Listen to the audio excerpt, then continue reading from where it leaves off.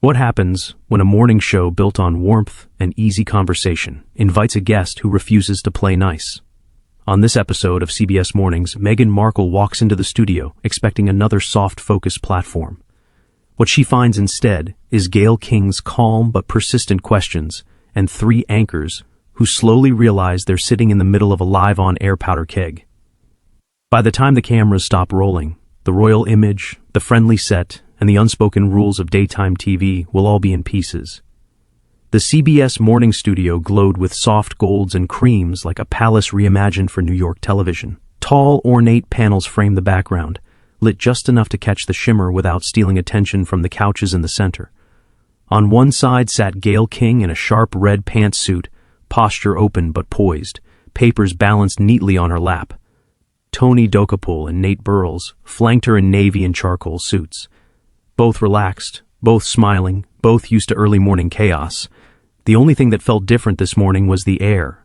It carried a kind of quiet anticipation, the kind that made camera operators double-check their framing and producers glance at the monitor one extra time. "Stand by," a voice called from behind the cameras. "We're coming back in." 3-2, the light above the primary camera flared red. "Welcome back to CBS Mornings," Gayle said, voice warm and smooth as ever. "We are joined now by a woman who is no stranger to global attention. She is an actress, a mother, a philanthropist, and of course, the Duchess of Sussex. Meghan Markle is here with us in studio. Meghan, good morning." Meghan sat on the far left couch, angled slightly toward the trio of hosts. She wore a fitted navy dress that hugged her shoulders and fell neatly below her knees, paired with nude heels and perfectly styled waves over one shoulder. Her hands were folded in her lap, but her chin was lifted just a bit higher than necessary. Eyes steady, expression carefully neutral. "Morning," she said. No bright smile, just a small curve of the lips that didn't quite touch her eyes. "Thanks for having me." Gayle's smile held undisturbed. "We're glad you're here," she replied. "You've been at the center of so many conversations over the last few years about the monarchy, about the media, about mental health and identity. Today, we want to talk about where you are now, how life actually feels away from the institution and here in the States." Meghan gave a soft, almost amused exhale. "People always want to know how life feels," she said, making air quotes with one hand. "I suppose that's easier than confronting why it had to change in the first place." There was a small ripple of polite laughter from the audience, but the tone behind her words was sharper than the reaction. Tony leaned forward, picking up the thread. "Well, let's start with something simple," he said. "You've been living in California, with Harry and the kids for a few years now. What does a normal day look like for you?" Meghan glanced at him, then back to Gayle as if deciding whether the question was even worth answering. "A normal day?" she repeated, rolling the words around. "I'm not sure my life has ever been normal, Tony. People insist on projecting their fantasies onto me. Some think I'm trapped in a castle. Others imagine I'm barefoot in a Monarchy garden reading poetry to hummingbirds." Nate chuckled under his breath. "That doesn't sound so bad," he offered, trying to keep it light. Meghan's gaze flicked to him. "For you, maybe," she said. "For me, it's just another narrative written by people who need me to fit into something they can understand." Gayle's fingers tightened slightly around her note cards, but her tone stayed easy. "I think what Tony meant," she said, "was more about your routine. School runs, work calls, family time, the things that make up a life." "Right," Meghan replied, her voice still cool. "Well, I wake up, I breathe, I exist, I make decisions. The rest is really none of anyone's business, no matter how much they feel entitled to it." The audience's reaction this time was quieter. No laughter, just a murmur. Tony glanced at Gayle. Nate shifted ever so slightly in his seat. Gayle nodded slowly. "You've spoken a lot about feeling scrutinized," she said gently. "Do you feel that even now being here talking with us?" Meghan arched a brow. "I feel scrutinized every time someone expects me to package my life into digestible, inspirational sound bites," she said. "I'm not a quote, I'm a person." Nate stepped in, palms open in a calming gesture. "Totally hear you on that," he said. "At the same time, you have a podcast, you've done big interviews, you've written essays, so clearly you believe in sharing some parts of your story. What makes this different?" Meghan considered him for a moment, then gave a small, tight smile. "My projects are on my terms," she said. "This," she gestured vaguely at the studio, the cameras, the hosts, "is on yours. There's a difference." Gayle's practiced professionalism didn't waver, but the slightest furrow appeared between her brows. "Let's talk about those terms then," she said. "You and Harry stepped back from royal duties, started building your own ventures, production, philanthropy speaking. Some people see that as empowering. Others say you've been redefining what royalty means for a new generation. How do you see it?" Meghan tilted her head, her tone turning almost bored. "I don't spend my time worrying about what some people see," she replied. "I didn't leave one institution just to become trapped in another one made of public opinion polls." Gayle tried again, her voice still soft. "But your story has inspired a lot of people. Do you feel any responsibility to them?" "Responsibility?" Meghan echoed with a faint, humorless laugh. "That's such a convenient word people use when they want access. You have a responsibility to share, to smile, to explain, to justify. I think I've done more than enough of that for one lifetime." There was a strange, tense silence. In the control room, a producer leaned closer to the glass, watching every micro-expression. Tony shifted in his seat. "I want to bring Harry into this," he said carefully. "When you both sat down for that big special a few years ago, viewers saw a couple very united, very in sync. How has your relationship evolved since then, especially with all the pressure and the public reactions?" Meghan's face hardened just a touch. "I always find it interesting when people who don't know us at all feel entitled to grade our marriage," she said. "Harry and I are fine, better than fine. We've survived things that would crush most couples. So, if anyone is waiting for a neat little update, they can keep waiting." Nate leaned forward, elbows on his knees. "I don't think anyone's grading you," he said gently. "I think people just Meghan cut him off. People just want whatever keeps them entertained," she said. "Today it's me. Tomorrow it'll be someone else they can dissect." Gayle inhaled slowly, the breath almost visible. She glanced at her notes, then looked up again, eyes kind but steady. "Meghan, I hear your frustration," she said. "I really do. But I also know you chose to be here in this chair on this show. You said you wanted to talk about your work, your projects. What's next? Can you tell us about something you're excited about right now?" For the first time, Meghan hesitated. "Excited?" she repeated as if the word itself was suspect. "I'm excited about moving beyond this constant demand that I explain myself. I'm excited about people learning how to focus on causes instead of personalities. Though," she added, lips curling, "interviews like this do make that difficult." The jab was subtle, but it landed. Tony's eyes flicked to Gayle again.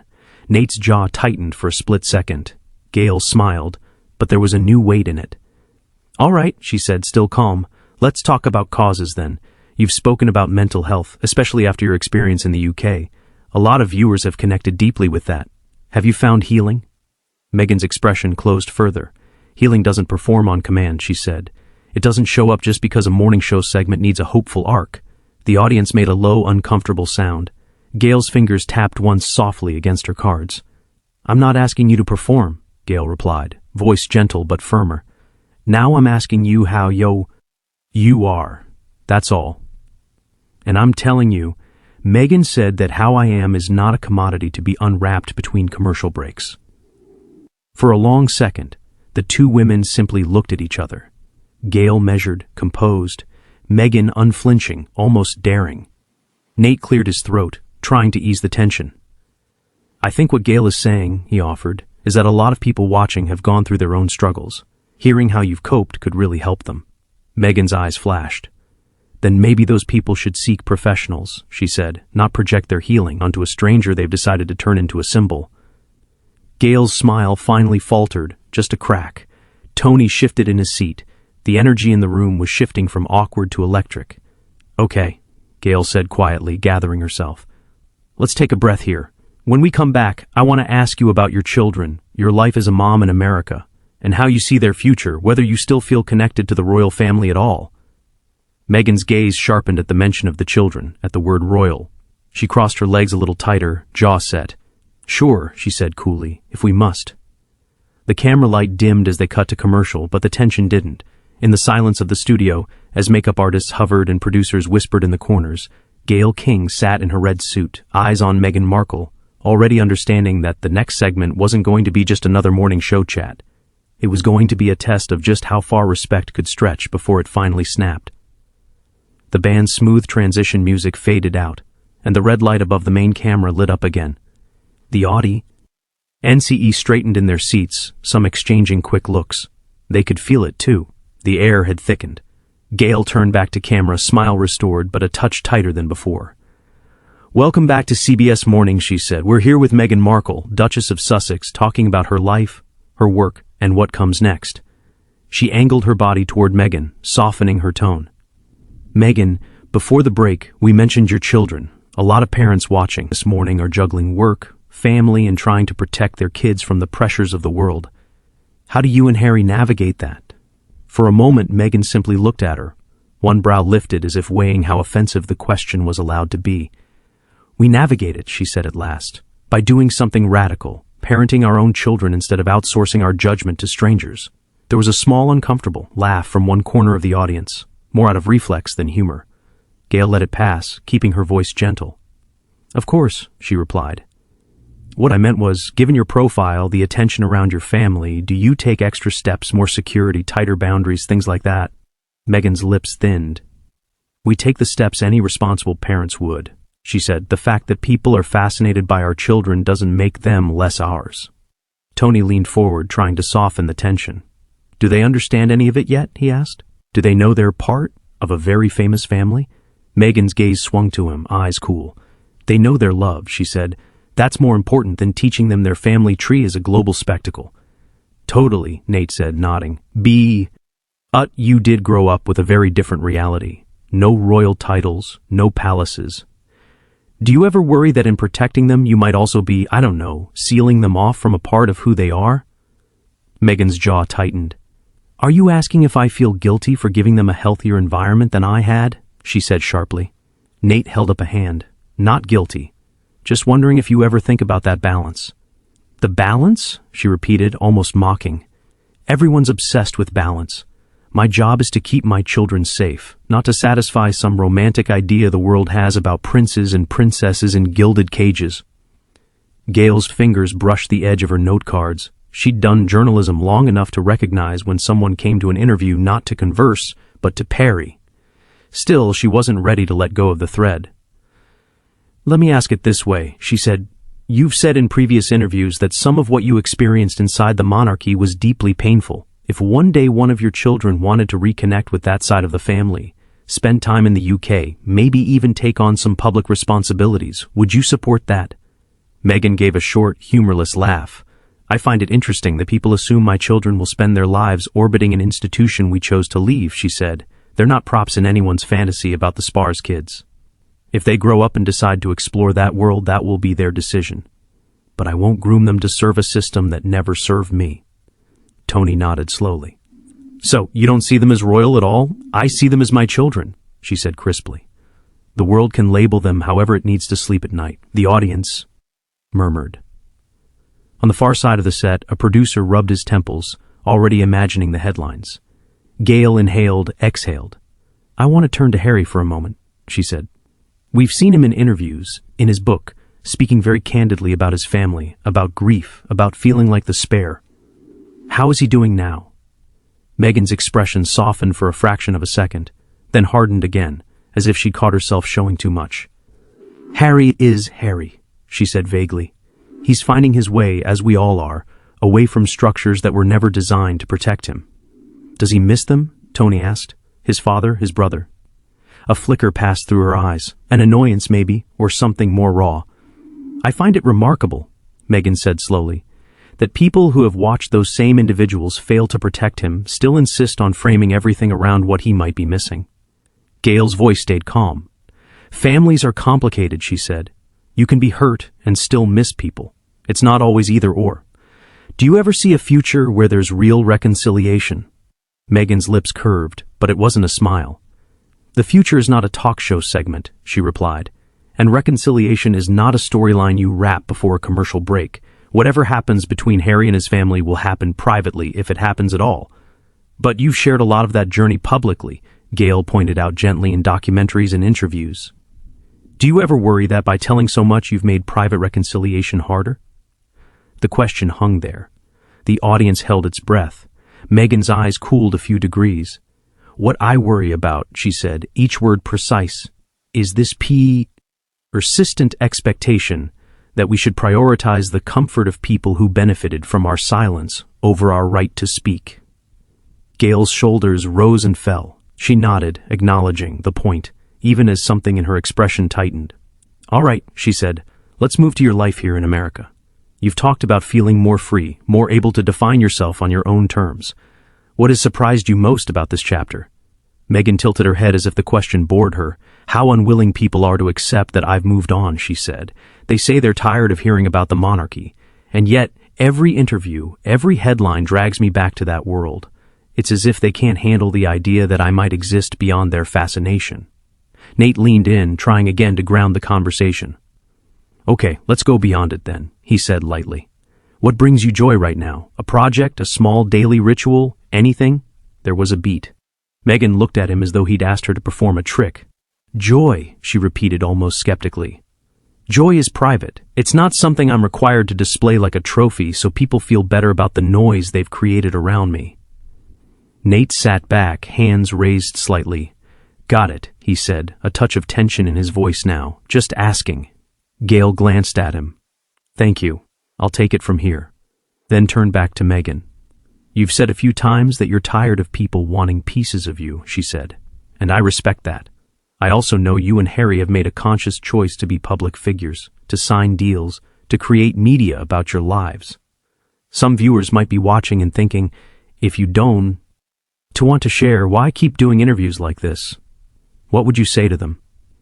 Meghan's eyes sharpened, the edges of her patience visibly fraying. "I would say that assumptions like that are exactly the problem," she replied. "People imagine I'm here because I'm desperate to be seen.